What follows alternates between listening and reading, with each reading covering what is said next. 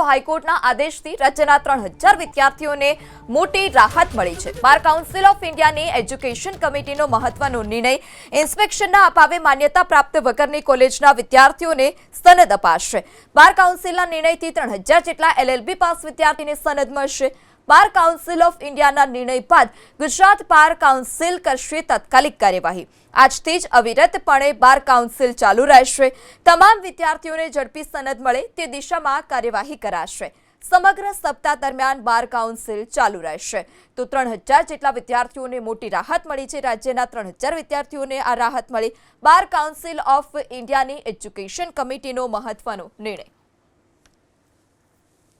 Bar council of ઇન્ડિયાની હાઈપાયર committee જે education કમિટીના નામે ઓળખાય છે એને એવો આદેશ જાહેર કર્યો કે આવી લો કોલેજના વિદ્યાર્થીઓને પણ સ્ટેટ બાર કાઉન્સિલને એનરોલ કરવા, એટલે આ એનરોલ કરવાનો જે આદેશ છે સ્ટેટ બાર કાઉન્સિલને મળી ગયો છે। આજથી જ આવા 3000 ગુજરાતના વિદ્યાર્થીઓને એનરોલ કરવાની કામગીરી બાર કાઉન્સિલ ઓફ ગુજરાતમાં અવિરતપણે ચાલુ રહેશે।